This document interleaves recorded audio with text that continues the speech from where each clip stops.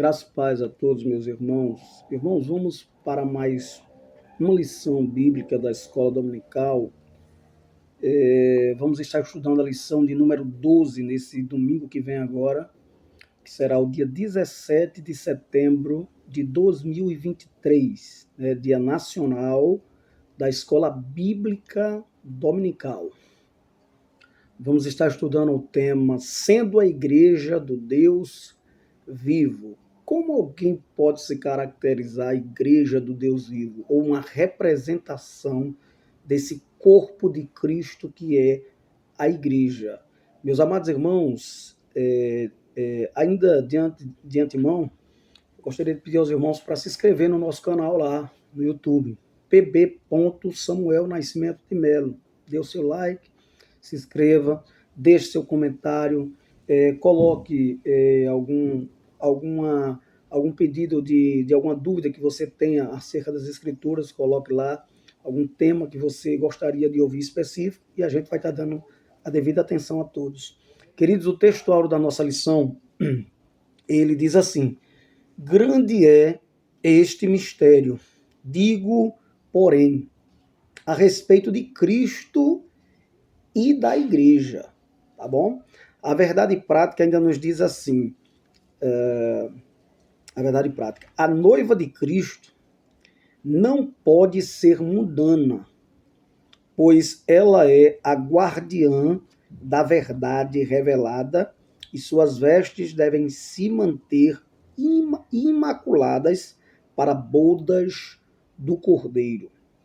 Meus amados irmãos e queridos amigos da Palavra de Deus, essa lição ela vem explicar detalhadamente o que é que devemos entender sobre ser a igreja do Deus vivo, Deus verdadeiro, um Deus que não está morto nem pendurado numa cruz, mas morreu na sexta-feira, mas ressuscitou no domingo ao terceiro dia, assim como ele prometeu.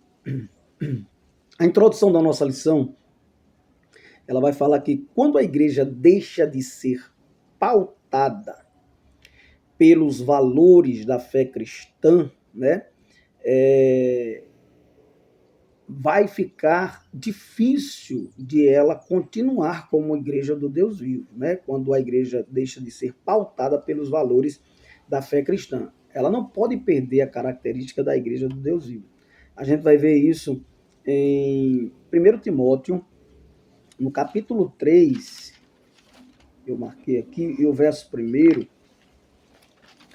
ele diz assim, sabe, porém, isto, que nos últimos dias sobrevirão tempos trabalhosos, porque haverá homens amantes de si mesmo, avarentos, primeiro, segundo, presunçosos, terceiro, soberbos, blasfemos, desobedientes a pais e mães, ingratos, profanos, sem afeto natural, irreconciliáveis, caluniadores, inconitentes, cruéis sem amor para com os bons, traidores, obstinados, orgulhosos, mais amigos dos deleites do que amigos de Deus, tendo aparência de piedade, mas negando a eficácia dela, destes afasta-te, Paulo vai dizer a Timóteo nessa carta maravilhosa pastoral de Paulo a Timóteo. Vai estar dando um conselho para afastar-se desse tipo de pessoas que perde os valores, da fé cristã. Vamos mais adiante. Ela também ela não está imune, a igreja do Senhor, ela não está imune à influência nocivas da sociedade. A gente vai ver isso em 2 Pedro, na carta de 2 Pedro, capítulo 2 e o verso 1. Aprenderemos sobre a natureza da igreja, seu relacionamento com Cristo e as armas que impedem a mundanização da igreja local, ou seja, aonde um grupo de pessoas se reúne para adorar a Deus, a igreja local. A ideia é apresentar a igreja como coluna e firmeza da verdade. Essa é a proposta do nosso comentarista aqui nessa lição, tá certo? E a gente também pode observar aqui alguns símbolos que eu coloquei aqui, que a Bíblia retrata sobre a igreja, tá bom? Alguns símbolos que ele retrata e faz comparação com a igreja. Eu não vou ler todos os versículos, mas os irmãos podem anotar em casa e ler aí, mas um dos é que a igreja como família de Deus. A gente vai ver isso em Efésios, capítulo 2, verso 19. A Bíblia também vai apresentar a igreja como noiva de Cristo e também a noiva do Cordeiro, né? Está em Efésios 5, 22 ao 23 e em Apocalipse 22 vai estar falando sobre a noiva do Cordeiro. A Bíblia também vai apresentar a igreja como um rebanho. Observe que sempre é um conjunto de pessoas, não é apenas uma pessoa que diz eu sou a igreja, não, isso é uma representação da igreja, que é esse rebanho, que é essa família, que é essa noiva, que é esse corpo, tá bom? Que a gente ainda vai falar. Então, a Bíblia apresenta também a igreja como um castiçal. A gente vai ver os 7 castiçais de ouro lá no Apocalipse, capítulo 2 e 1 vai falar da igreja como um castiçal. A Bíblia também apresenta a igreja como um edifício. Lembrando que o edifício tem vários departamentos. Efésios capítulo 2, versículo 21. A Bíblia ainda vai apresentar a igreja como coluna e firmeza da verdade. Está em Efésios, no texto áureo que a gente leu. Não, está em Efésios, melhor dizendo, no capítulo 2, versículo 21. Melhor dizendo, está na leitura bíblica em classe. A Bíblia também vai apresentar a igreja como o corpo de Cristo. E esse daí eu vou fazer questão de ler para os irmãos, para que possamos entender bem essa questão desse mistério de Cristo e a igreja. Está lá em 1 Coríntios, capítulo 12, a partir do verso de número 12, Paulo vai falar da unidade dos membros do corpo, certo? Porque assim como o corpo é um e tem muitos membros, e todos os membros, sendo muitos, são um só corpo, assim é Cristo também. Pois todos nós fomos batizados em um espírito, formando um corpo, quer judeus, quer gregos, quer servos, quer livres, e todos temos bebido de um espírito. Porque também o corpo não é um só membro, mas muitos. Então eu não posso dizer eu sou a igreja. Eu sou sim uma representação da igreja, porque eu sou um membro desse corpo de Cristo, que é a igreja. De todos esse simbolismo aqui que é feito, que Paulo faz e que que os apóstolos fazem sobre essa questão da igreja, principalmente o apóstolo Paulo, né? De todos esses simbolismos aqui, o que fecha com chave de ouro é a igreja como um corpo de Cristo. Então, sendo a igreja do Deus vivo, sendo um membro representando essa igreja que é o corpo de Cristo, através das ações, através dos valores morais e espirituais, através de uma vida de santidade contínua, amém? Crucificando o velho homem, matando a carne e vivificando o espírito. Então, queridos, no primeiro tópico da lição, ainda para a gente ganharmos tempo, diz assim: a natureza da igreja do Deus vivo. Qual é a natureza da igreja do Deus vivo? Em primeiro subtópico do primeiro ponto, diz a casa do Deus vivo. Esse termo aqui, casa do Senhor, ou seja, casa do Deus vivo, ou templo, ele, referindo-se à casa de Deus no Antigo Testamento, normalmente vai estar voltado ao templo arquitetônico, tá bom? Segundo Crônicas 22 e 11 vai falar, né? Segundo Crônicas capítulo 6 vai falar de quando foi inaugurado esse templo, o templo de Salomão, que a gente sabe da história que Davi queria construir um templo, porque o Senhor habitava numa tenda, segundo ele, e a gente sabe que havia também o tabernáculo como uma representação do templo ali já, que Cristo estava ali ligado a eles através do Santo dos Santos, né? Com a representação ali da Shekinah de Deus, através da Arca da Aliança. Mas aí está a ideia de templo do Senhor aqui, está a ideia ligada à questão arquitetônica, tá bom? Já o termo a igreja do Deus vivo, aí já muda um pouco esse contexto, tá bom? Inclui o conjunto de membros desse corpo de Cristo que é a igreja. Se você abrir a sua Bíblia em Gálatas, capítulo 6 e o verso de número 10, você vai ver aí algo referente a isso. Se você abrir em Gálatas, deixa eu ver se eu acho aqui rápido para a gente ganharmos tempo. Sim, Gálatas,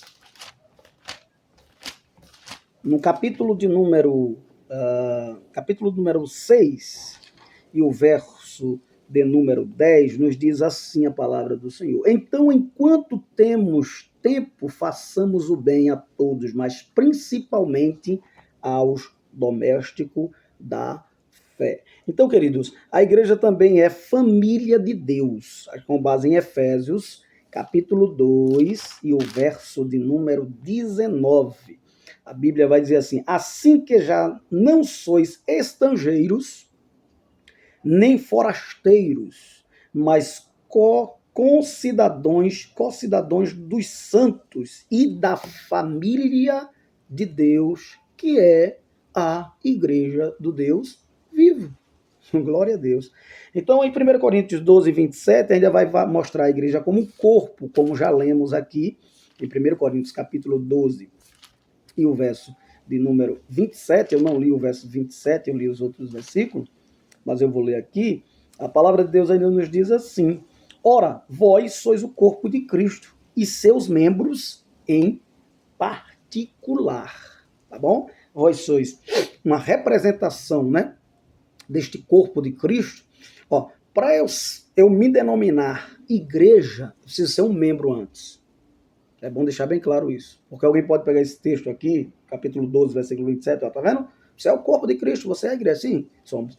Mas para classificarmos, ou para dizermos que somos essa representação dessa igreja, que obviamente é um conjunto como um todo, a gente precisa antes ser membro deste corpo de Cristo. Todos estamos ligados na videira verdadeira que se chama Cristo, através deste corpo. Queridos irmãos, vai ser chamado também de templo de Deus. Aí alguém diz assim, né? Eu sou o templo e a morada do Espírito Santo. Eu não preciso ir à igreja. Quem foi que disse isso? Para você ser considerado o templo ou o santuário de Deus, a morada do Espírito Santo, você precisa ser um membro desse corpo. Você está ligado ao corpo. De todo jeito, não tem como fugir dessa realidade, meus irmãos. Além de outras ordenanças que Cristo deixou para toda a igreja, que não é, eu não vou falar aqui dos sacramentos aqui, né, das ordenanças de Deus. Os irmãos já sabem. Então também Paulo vai fazer aqui, ó, a gente vai ver aqui que a sentença diz assim, Deus vivo, ou seja, ela dá ênfase, esse termo aí, Deus vivo, dá ênfase ao verdadeiro Deus, diferente dos ídolos, que a gente vai ver lá em Coríntios, capítulo 6, e o verso de número 16, vai falar dos ídolos. Ou não sabeis que o que se junta com meretriz faz-se um corpo com ela, porque serão, disse, dois numa só carne. Então não podemos, a igreja de Deus vivos não pode. 2 Coríntios, melhor dizendo, perdão, aqui é 1 Coríntios. 2 Coríntios, capítulo 6, versículo 16. Perdão, por favor. 2 Coríntios 6 e 16. Ele vai dizer assim: e que consenso tem o templo de Deus com os ídolos? Porque vós sois o templo do Deus vivente. Como Deus disse, neles habitarei, tá? E entre eles andarei.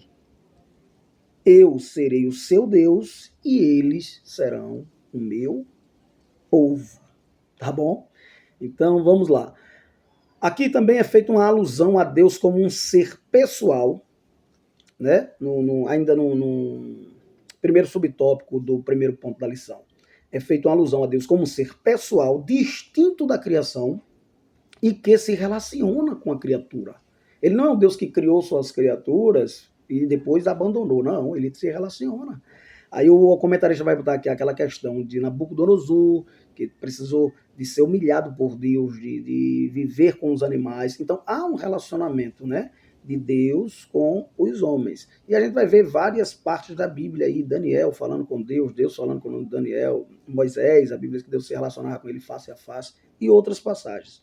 Mas aqui também a gente vai entender que Deus é tanto um ser transcendente, ele está acima da sua criação, ele é soberano sobre tudo que criou, como ele é um ser imanente, ele está presente na criação. As suas digitais estão na criação. E ele também se relaciona com a criação. No segundo subtópico do primeiro ponto, ainda nos diz assim: a coluna e firmeza da verdade. Nessa metáfora, a igreja é o fundamento que sustenta a verdade, ou seja, significa que foi instituída como guardiã da verdade por Deus revelada. A gente vai ver em 2 Timóteo, capítulo 1, versículo 13. Vamos ver lá. 1:13 de 2 Timóteo diz assim: conserva o modelo das sãs palavras que de mim tens ouvido, na fé e no amor que há em Cristo Jesus. Ainda como coluna e firmeza da verdade, a gente vai observar aqui sobre a questão da igreja ter o evangelho de Cristo, ou seja, suas imutáveis doutrinas. A gente vai ver isso em Gálatas, capítulo 2, verso 5, Colossenses 1:5, Efésios 1:13. Então, queridos, a gente vai ver também que há aqui uma responsabilidade de propagar o evangelho de Cristo. A gente vai ver isso em Mateus, capítulo 28, versículo 20, 1 João 18:37. Vai falar sobre a igreja ir, ensinar, batizar em nome do Pai, do Filho e do Espírito Santo. Ou seja, cumprir a sua missão integral de levar o evangelho a outras pessoas. A gente vai ver também, os líderes da igreja devem ser irrepreensíveis. E eu vou fazer aqui a questão de ler, porque há uma necessidade disso. 1 Timóteo, no capítulo 3, versículo do 1 ao 13, diz: esta é uma palavra fiel. Se alguém deseja o episcopado, pastorado, tá certo? Ministério, excelente obra deseja.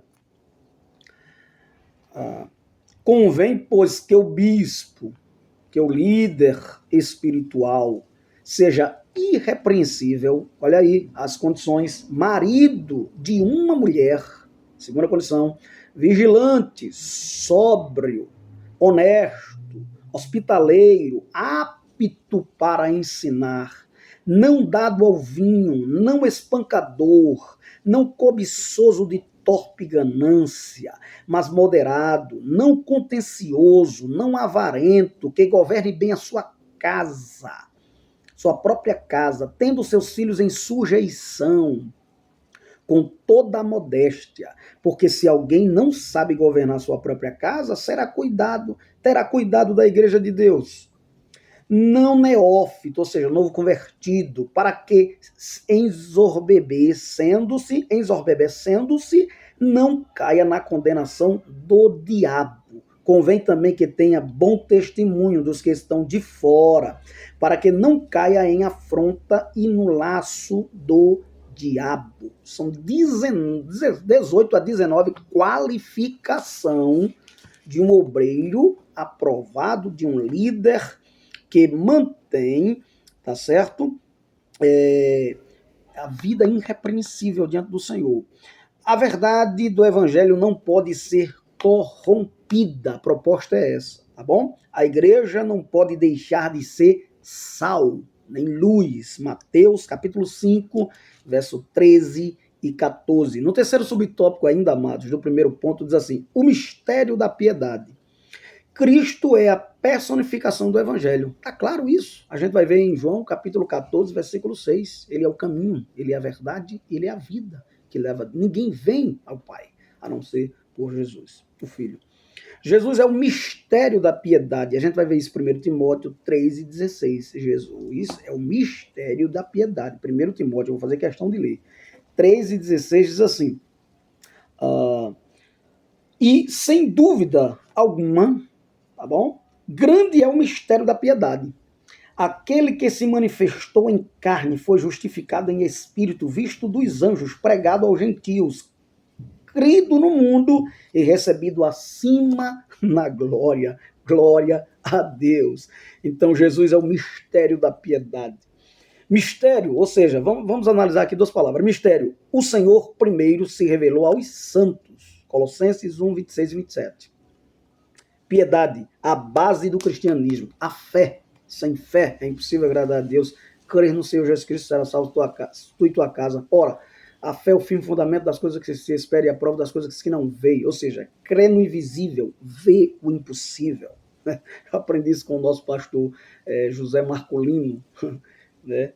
Glória a Deus. Um abraço para ele se estiver me ouvindo nesta hora. Então, ó, a igreja é a fiel portadora dessa verdade. A gente vai ver isso em 2 Coríntios, capítulo 2, e o versículo de número 17. 2 Coríntios, capítulo 2, e o verso de número 17. Diz assim: porque nós não somos como muitos falsificadores da palavra, para aqueles falsificadores da palavra de Deus. Antes, falamos de Cristo com sinceridade, como de Deus, na presença de Deus. Veja que coisa maravilhosa. Paulo é uma bênção, né? Então, segundo tópico da lição nos diz assim, ó, Cristo e o relacionamento com a igreja. A pureza, a gente vai ver dentro desse relacionamento, santificação e pureza. Todas as duas coisas que levam o homem a ter comunhão com o Senhor. Na regeneração, Cristo nos purifica do pecado. 1 Coríntios 6 e 11. Tá bom? 1 Coríntios 6 e 11. Na regeneração, Cristo nos purifica do pecado. 1 Coríntios 6 e 11. Ó Coríntios, a nossa boca... 1 Coríntios 6 e 11, que é a segunda. 1 Coríntios 6 e 11. É o que alguns têm sido, mais haveis sido lavados, mais haveis sido santificados, mais haveis sido justificados em nome do Senhor Jesus e pelo Espírito do nosso Deus. Tá bom? Então, queridos, na regeneração, Cristo nos purifica do pecado. Fomos regenerados, nascidos de novo, purificados do pecado. O propósito do Calvário inclui nossa santificação. A gente vai ver isso na carta de Hebreus, capítulo 13, versículo 12. A lavagem da água é a limpeza espiritual. A gente vai ver isso em João, capítulo 15, versículo 3. Vós já estás limpo pela palavra. A oração do Senhor foi, santifica-o na verdade. 1 João 17, 17. A tua palavra é a verdade. É lindo esse texto, é maravilhoso. O processo de santificação, queridos irmãos, é contínuo. Tá? É contínuo. O processo de santificação é contínuo. Ele dá-se início na regeneração, quando a gente recebe a Cristo como único e suficiente Salvador, estende a mão para essa salvação que é manifesta a todos os homens, e a gente recebe essa salvação através de Cristo Jesus. Tá bom? Estendemos o braço para obter esse dom de Deus, esse presente que é a salvação, e aí dá-se início o processo de santificação. Então, você é regenerado, nascido de novo, mas aí todos os dias precisamos andar em espírito, crucificar a carne e vivificar o espírito. Amém? Alimentar a nova natureza de Cristo em nós. Paulo vai dizer em Romanos capítulo 6 que Cristo morreu e deu a sua vida, para que a gente não vivesse mais a nossa vida, mas para que a gente vivesse a vida de Cristo. E esse é um processo que se dá no começo, quando aceitamos a Cristo, ele continua diariamente, tá bom? E ele finaliza na glorificação do corpo, tá bom? Paulo vai falar dessa glorificação do corpo em Coríntios capítulo 15, né? Filipenses 3 e 21 vai nos falar também algo sobre isso maravilhoso. A carta do apóstolo Paulo aos Filipenses, no capítulo 3 e o versículo de número 21, ele vai... 3 e 21 de Filipenses. Ele vai falar algo maravilhoso sobre isso. Diz assim, Filipenses 3 e 21, que nos diz assim, que transformará o nosso corpo abatido para ser conforme o seu corpo glorioso, segundo o seu eficaz poder de sujeitar também a si todas as coisas. Queridos, que coisa maravilhosa, que coisa boa, amado. Quando Cristo ressuscitou, ele atravessou paredes e disse aos discípulos: Pai seja convosco. Ele comeu um pedaço de peixe assado com favo de mel. Então é um corpo que vai poder pegar na matéria e atravessar a matéria ao mesmo tempo. É por isso que Paulo vai falar disso de uma maneira tão magnífica. Então, o segundo subtópico do segundo ponto diz assim: glorioso e irrepreensível. Tá bom? O alvo da santificação a gente vai ver em Efésios 5 e 27 qual é este alvo da santificação. Vamos ver em Efésios 5 e 27, eu preciso de ler para embasar os textos sagrados. Diz assim: para apresentar a si mesmo igreja gloriosa, sem mácula, ou seja, sem mancha, sem ruga, certo? Nem coisa semelhante, mas santa e irrepreensível. Não precisa ser repreendida, porque ela é irrepreensível, tá bom? Cristo, Paulo vai apresentar também em 2 Coríntios capítulo 11, versículo 2, Cristo como marido, Efésios 5 e 27, não, 2 Coríntios 11, 2, Cristo como marido, tá bom? E a igreja como esposa de Cristo. Obviamente que é simbólico, mas é uma representação, tá bom? De Cristo e a igreja. Então, a igreja é apresentada como esposa. Em Apocalipse, capítulo número 21, versículo 2 e 9, vai mostrar ela como esposa ou mulher do Cordeiro, noiva do Cordeiro, tá bom? Esposa ou noiva do Cordeiro, mulher do Cordeiro. Durante essa espera por meio do Espírito Santo, né? A espera do noivo, Cristo a santifica para apresentá-la a si mesmo totalmente pura, imaculada, sem mancha, sem ruga.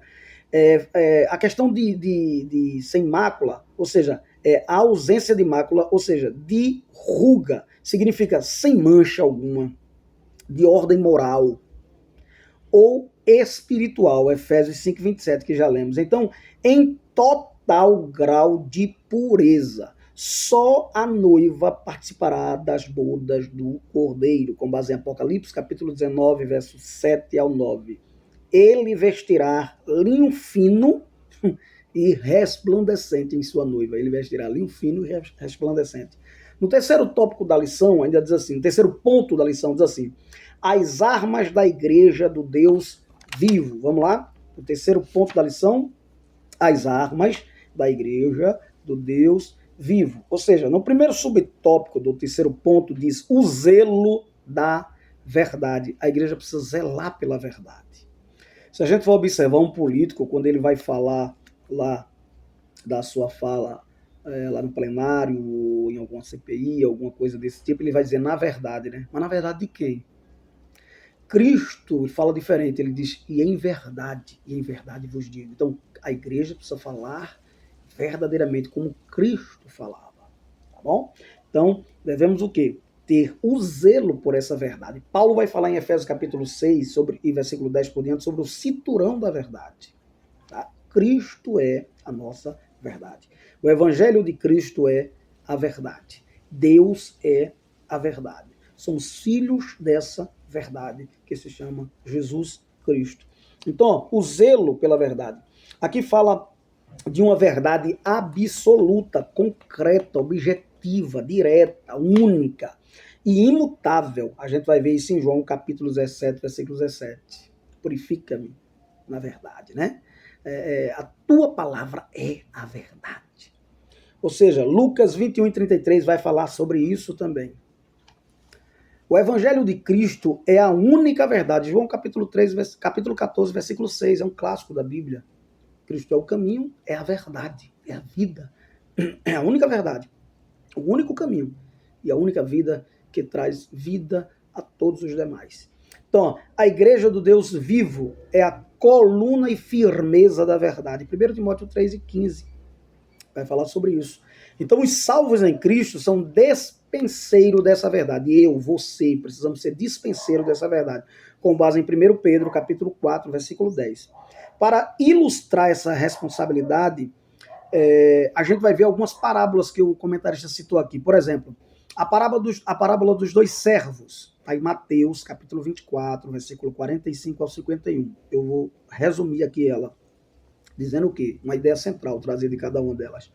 Aqui fala de um convite feito à nação eleita, sendo estendida a todas as nações do mundo. Se a gente ler o Salmo 100, a gente vai ver uma verdade disso aqui, né? Celebrai com júbilo ao Senhor todos os moradores da terra. Servir ao Senhor com alegria, apresentai-vos a Ele com um cântico, né? Saber que o Senhor é Deus, foi Ele, não nós que nos fez povo seu e ovelha do seu pastoreio, do seu rebanho, né? Entrai pelas portas deles com louvor e em seu átrio com adoração.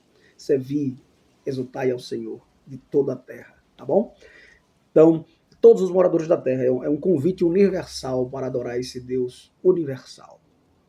Então, queridos irmãos, a parábola dos talentos, por exemplo, está em Mateus, capítulo 25, verso 14 ao 30.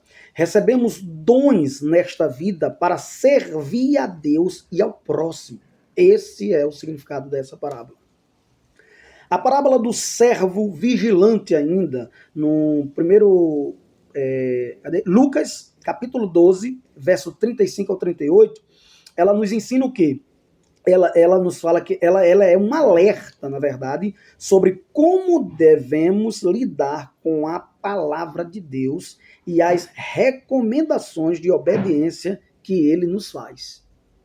A parábola do mordomo infiel, em Lucas 16, e 1 ao 13, ela fala sobre a necessidade da prudência que deve caracterizar os seguidores, tá bom? De Cristo. A parábola das 10 minas, por exemplo, em Lucas 19, 12 ao 26, ela trata-se de uma única realidade, que é o evangelho da graça de Deus, do favor de Deus imerecido, dessa graça tão maravilhosa que se é manifestada a todos os homens. No segundo subtópico, né, do terceiro ponto, diz o ensino da verdade, ou seja, o dom para o aperfeiçoamento dos santos é dado aos líderes. A gente vai ver isso na carta do apóstolo Paulo, abra sua Bíblia em Efésios, no capítulo de número 4, verso 11, Paulo vai dizer, e ele mesmo deu uns para apóstolos, e outros para profetas, e outros para evangelistas, e outros para pastores e doutores, tá bom? Querendo o aperfeiçoamento dos santos. Meu irmão, como é que vamos exercer esse dom em casa? Fica difícil, não fica? Como é que como é que a igreja de Deus pode ser aperfeiçoada, esse conjunto de membros que é o corpo de Cristo? Você em casa, fica difícil, não fica? Então, querendo o aperfeiçoamento dos santos para a obra do ministério, para a edificação do corpo de Cristo, que é a igreja do Deus vivo. Vamos lá. Ainda dentro dessa proposta aqui do ensino da verdade, o líder deve ser apto a ensinar. Meus irmãos, Paulo vai deixar isso bem claro em Timóteo 3 e 2, que o obreiro precisa estar apto ao ensino, precisa se desdobrar, ele precisa ler, ele precisa estudar, ele precisa buscar comentários bíblicos, ele precisa orar, ele precisa ser submisso ao Espírito Santo, Efésios 5, 18. Ele precisa ter uma comunhão com Deus, ele precisa buscar a Deus aquilo que Deus quer trazer de alimento para o povo. Ele precisa ter uma vida irrepreensível, ele precisa ser santo, ele precisa mortificar a carne, vivificar o espírito, ele precisa se desdobrar, ele precisa ler a Bíblia pelo menos uma vez toda por ano. Ele precisa ler, reler, ele precisa fazer uma leitura contemplativa da palavra de Deus. Ele precisa ler e procurar o significado das palavras para entender melhor nos seus contextos originais. Hoje temos várias ajudas de dicionário, Strong, Bíblia Palavra-Chave e outros recursos didáticos e pedagógicos que nos ajudam, nos auxiliam.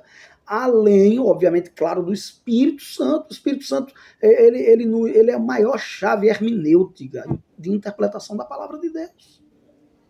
Só que sabemos que dentro dessa proposta há vários abismos para ser transportado, não é só abismo espiritual, tá bom? O Espírito Santo e Deus nos dá a questão do conhecimento para a gente ir buscar, pesquisar, e isso é a riqueza da palavra de Deus, essa fonte inesgotável. Então, o líder precisa estar apto. Se ele ler e não entender, ele tem que reler quantas vezes for necessário. 1, 2, 3, 5, 10, quantas vezes for necessário para poder expor essa palavra verdadeira de Cristo, esse compromisso que temos. O nosso príncipe dos pregadores, Spurgeon, ele vai dizer que não tem ministério mais de mais, como é que eu poderia dizer aqui, irmãos, classificar, de mais honra, mais excelente do que esse, de expormos a palavra de Deus. É um privilégio maravilhoso, irmãos. O salmista vai dizer: lâmpada para os meus pés e a tua palavra e luz para o meu caminho. Então, veja bem, o líder deve ser apto ao ensino, ele não pode ficar conversando porque da morte da bezerra. Não. Ele tem que falar da morte de Cristo, do Cordeiro, que morreu na cruz e ressuscitou no terceiro dia. Ele tem que falar das doutrinas da palavra de Deus, que é a doutrina gotejar, lentamente se explicar o versículo, se ler, se expor. É ler, interpretar e aplicar essa palavra.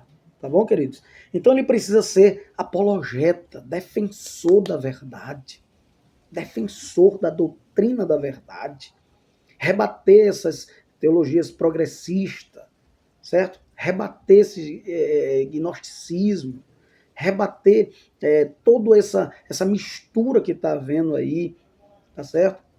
Do falso evangelho, da falsa teologia da prosperidade, do coach, de tantos outros que têm surgido, da graça barata, que a graça não teve nada de barata, custou o sangue precioso do Cordeiro.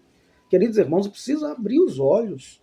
Então, ó, a gente precisa, o líder apto a ensinar, ele precisa refutar. Refutar o quê? O liberalismo teológico. Queridos, uma das propostas, e são várias, mas uma das propostas mais indecentes do liberalismo teológico quer dizer que a Bíblia contém a palavra de Deus, mas não é a palavra de Deus. Não existe isso. A Bíblia, além de conter, ela é a palavra de Deus, viva e eficaz. A carta aos Hebreus vai dizer que ela é mais penetrante do que uma espada de 2 gumes, que penetra até a divisão da alma e do espírito, junta em medula. Na linguagem da Bíblia espanhola, na tradução, diz que ela vai até o tutano. Então, queridos, o verdadeiro líder, ensinador cristão, ele deve estar apto a rebater contra o sincretismo religioso, que seria isso, a fusão de diferentes tradições, crenças e práticas para a formação de uma nova doutrina religiosa ou expressões de cunho cultural e filosófico, ideias filosóficas, né? Ideias humanas, filosofias vãs que Paulo vai falar. Então, no segundo subtópico ainda do terceiro ponto, diz: a verdade bíblica deve ser a primazia na igreja. A gente vai isso em 1 Timóteo capítulo 4, versículo 3. 1 Timóteo 4 e 3. Vamos ler? 1 Timóteo 4, 3. Ela deve ser a primazia. Queridos, olha aí o que é que diz o apóstolo Paulo em 1 Timóteo 4 e 3.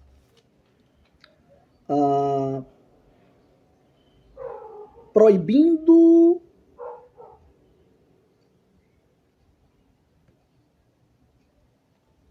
Primeiro Timóteo 4 e 13. Diz assim: persistir em ler, em exortar e ensinar até que eu venha. Paulo diz a Timóteo. Eu vou aqui fazer mudar um pouco a colocação. Até que Cristo venha. Persista em ler, em ensinar, em exortar, até que o Senhor venha. Aqui era Paulo a Timóteo, mas aqui eu poderia fazer essa colocação assim, de Cristo a nós, tá bom? A verdade bíblica deve ser a primazia. Lutero, na tese 54, ele fala da centralidade do estudo da palavra, do sermão pregado. Só a verdade de Deus é capaz de libertar o pecador. Conhecereis a verdade, ela vos libertará. Precisamos de ter sermão cristocêntrico. Cristo deve ser o centro da nossa pregação. Amém?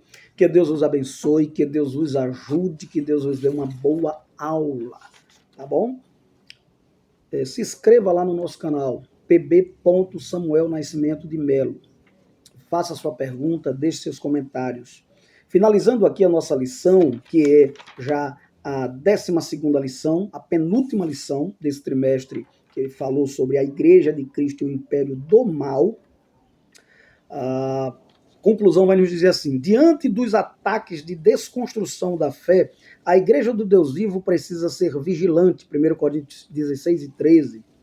Ela é a guardiã da única verdade que liberta. João 8,36. A mensagem da cruz não pode ser ressignificada. Cristo morreu e ressuscitou por amor à igreja e a requer santa, pura e irrepreensível. Efésios 5,27. Portanto, a noiva de Cristo não pode macular suas vestes. Seu papel abarca o ensino e a defesa com todo o zelo da integridade da verdade revelada. 1 Timóteo 4 e 16, a Bíblia diz, o Senhor vai dizer, e passarão os céus e a terra. A Bíblia não pode ser ressignificada. A palavra do Senhor vai dizer, em Mateus, Cristo vai dizer, passarão os céus e a terra, mas as minhas palavras não hão de passar. Que Deus os abençoe em Cristo Jesus, que Deus nos dê outras oportunidades, e vamos estar estudando no encerramento desse trimestre a lição de número 13, né, que será no dia 24 de setembro. O tema será o mundo de Deus no mundo dos homens. Que Deus os abençoe, que Deus os ajude. Pai, eu te agradeço por cada vida que ouviu essa palavra. Abençoa cada um nessa hora, meu Deus. Abre a mente e o coração, que eles possam esconder a tua palavra no coração para não pecar contra ti. Em o nome de Jesus, que a graça do nosso Senhor e Salvador Jesus Cristo, o amor de Deus e a comunhão do Espírito Santo permaneça com todos, hoje e sempre. Amém. Deus abençoe.